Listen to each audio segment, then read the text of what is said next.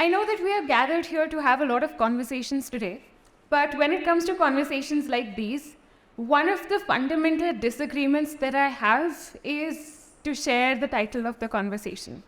And I know that the title was just shared before, and so the reason is that whenever we hear the title of a conversation before the conversation has actually happened, the brain has a natural tendency to want to know what it entails or to try to predict what the conversation would be about.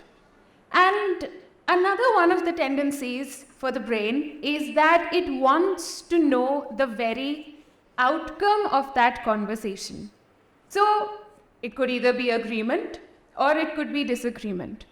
But for the next few minutes, what I really want all of us to do is to forget that there was ever a topic that was shared here. To forget that there was ever an introduction for me, and to just focus on the next few minutes and see what comes out of it.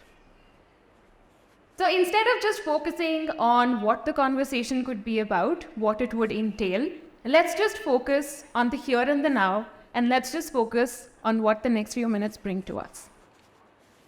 Now, having an evolved brain has a lot of advantages. So it allows us to do complicated mathematical calculations. For example, quickly calculating how much change we have to take back from the vegetable vendor. It's complicated math when you're in the heat of the moment. The other example could also be when you're trying to quickly identify what exactly you did wrong to make your mother angry. Or for that matter, trying to figure out how quickly you can mitigate that anger before it messes up with your plans with your friends. Another example could also be how our brain helps us focus and pay attention to a multitude of tasks that we have to achieve within a workday. And one of the parts of the brain that really help us achieve all of this and much more, for example, impulse control, or even language manifestation, or even personality development, all of this is the responsibility of the frontmost part of the brain, right here. It's called the prefrontal cortex. Now, that's not half of what is most interesting about brain development. That's not even half of what is most interesting about the prefrontal cortex. You see, the human brain develops over a course of 3 decades, and it develops from the back to the front. The development begins when we are within the womb and continues well into our adulthood. And the development of the prefrontal cortex, the part of our brain that helps us logically reason, make decisions, problem solve, think about thinking, metacognition, what we call. All of that is the responsibility of the prefrontal cortex, which only begins to develop after we enter our teenage years. So before that, we do not have those abilities. Now, when we talk about all of this, I am pretty sure that by the end of this conversation, even if we don't take away anything else, we would at least take away this particular term, the prefrontal cortex. And because all of us here are mostly adults, so I am assuming that all of our prefrontal cortexes have almost developed. So we will be able to grasp what is about to come in the next part of this conversation, which is going to be about our children. Now, when I say our children, I don't really mean children of our own, because I understand that not a lot of us are parents just yet. But I talk about children all over the world, all children around us. Nieces, nephews, students, neighbors, strangers, even the beggars on the road. All children. Why? Because every one of them is our responsibility. You may ask how. Every one of them is our responsibility because we are the adults in their environment. We are the ones shaping their futures. We are the ones creating a prototype in their mind of the world around them as they grow up. So we are the ones directly or indirectly influencing what they see the world as when they grow up. But hey, no pressure. So, assuming, especially talking about children below the ages of 7 years, now assuming that most of us have been around children below the age of 7 years, or at least have been one at some point in our lives, we might be able to relate to a few examples that I might want to cite in the next few moments. Beginning with children crying in a movie theater when we are planning to, just enjoy a movie. Or maybe children dragging their box of toys and emptying it right in the middle of the living room just before the guests are about to arrive, and because they want to play. Or children throwing random rapid-fire questions at us when we are in the middle of a work call. Why is the sky so blue? It was black last night. Where does God live? How do cats communicate with each other when the only word they actually say is meow?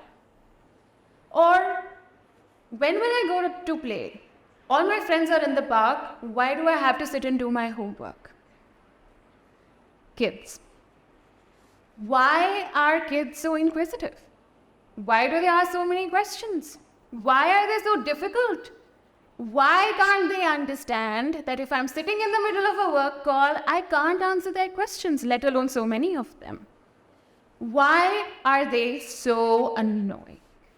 Why do they make us shout? Why do they make my blood boil? Why do they? Well, why do we? The simple answer here is that children, especially the ones below 7 years of age, cannot. They can't understand why we are angry, or for that matter, what makes us angry, or what emotions are. They don't know that. So they don't even know how to regulate those emotions. They can't understand why we want certain things a certain way, why the house should be tidy, or why do we need to entertain guests, or why do we need to be well behaved. And all of this not because they don't want to. All of this because they biologically and psychologically are not ready to do that yet. However, my question still remains. Why do we? Why do we want children to be well behaved? Why do we want children to be neat and tidy, to not eat the mud when they are out playing in the park? Why do we want children to be so quiet? Why do we want children to be just nice little dolls sitting in one corner? So the answer is because the mind, what it really needs is familiarity, certainty, and when it doesn't get that familiarity or certainty, especially with children because they're not predictable. And a lot of what we think children will do, they don't. My child does not like eating peas at home. But when I take my child to my friend's house, he eats peas as if he loves them. So again, children are unpredictable. And that uncertainty and unpredictability throws our minds into a loop of anxiety and fear. Now, this anxiety and fear is very conveniently not regulated by the prefrontal cortex, which is also one of the reasons why, when we are feeling fearful or anxious, we cannot think clearly, we cannot make the right decisions, and we feel helpless. And in that anxiety and fear, we act impulsively. Why? Because we need to exert some amount of control on what the outcome of that situation would be, so that we can once again be in a space of familiarity, of control. So, for the next few minutes, what I am going to do is, I have very conveniently used the word control and turned it into an acronym, so that our prefrontal cortex can assimilate it easily and remember it for when we are actually interacting with children. So, let us begin. C is for choice. Let us choose to act instead of reacting to children. This teaches children to be open-minded, to let go and move on. Then we come to O. O is for obligation. Let us put the obligation on ourselves to explain to children why we said something at a certain point in time and why we said it in a certain way, instead of putting the obligation on them to just know what it is. N is for nurture.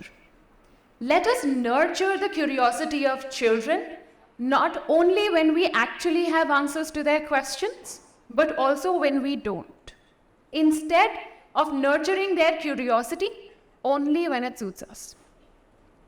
And this teaches children to be okay with not having answers, to understand that not everyone can have all the answers, to understand that there are opportunities outside of just one person, one book, or one classroom to identify those answers. T is for treat.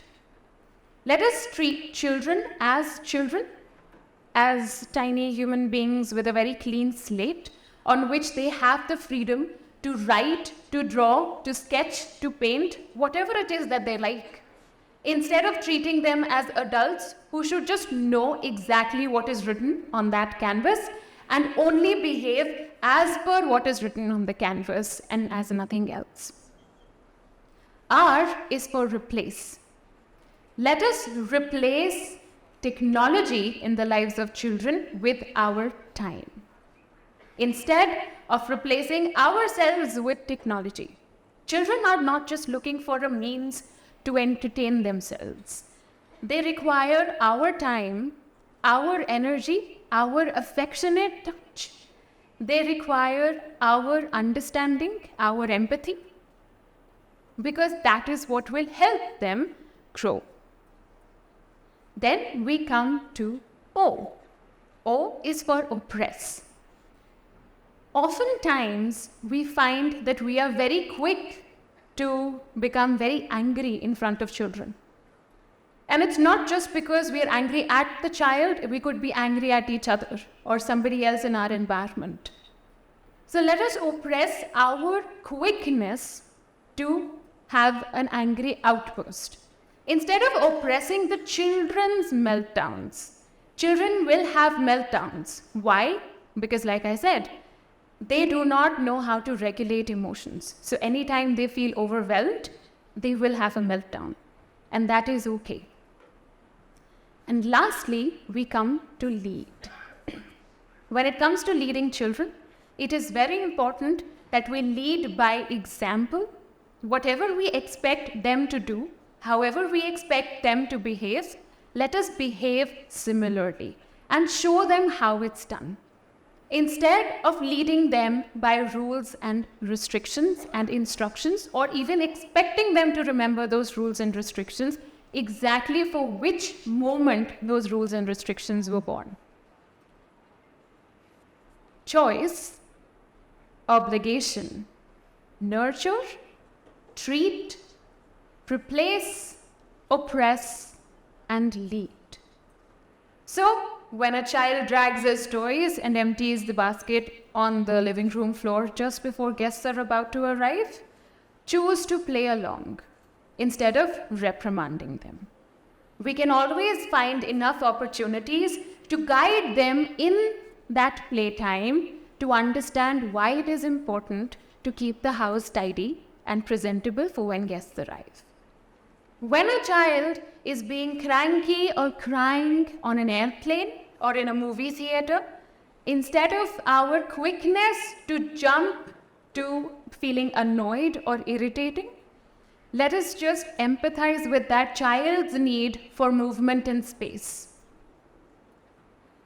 And anytime children throw questions at us, especially when we are busy, instead of dismissing their curiosity and thereby telling them that you're not supposed to be asking questions and you're just supposed to live with all of your queries and go along life through that, let us just tell them, give them alternatives. Okay, why don't you note down these questions and I will answer them once I'm done with my call. Or why don't you look for those answers in this book? So thereby we are replacing our time with technology, and we are oppressing our reflexes of being angry at children. And I know that all of these practices are not the simplest in practice, in reality. And there will be times when we might just end up losing our cool, being angry at children, or we might just not want to entertain them at all, or we might still feel annoyed. And that is okay, because we're also human. However, what is not okay is to not try and to not keep trying. It should just become muscle memory at some point, just like tying shoelaces. How many of you could tie your shoelaces even in your sleep if you were asked to? I'm assuming a lot of people. But was it always that easy? Did we not fumble? Did we not forget? Did we not take a lot of practice and time to actually be able to reach this point where we can tie shoelaces even in our sleep? It took us time. Similarly, it takes patience, it takes practice, and it takes time. Dealing with children will always be difficult, but living with them in the present is not. And understanding children is very simple and straightforward. You see, children under the age of 7 years are very observant, and they are absorbing everything that their environment has to offer. So, whatever we have in our lives is very much bare in front of them. We might not even realize, and they might not be able to assimilate it correctly. They might not even understand what it is that they are experiencing. However, they do know what is happening. And all of that gets coded into their subconscious mind as they grow up, becoming the prototype for what the world will be when they grow up and when they step into the world outside. So why leave our children in a state of uncertainty, anxiety, and fear? Why not build a better world for them? A world where they know they can find their footing, where they are confident, and where they understand that it is okay to feel whatever they are feeling, and it is okay to find a way to process those emotions as and when the time comes in their lives, as and when their prefrontal cortex develops. So, good luck, kids. Thank you.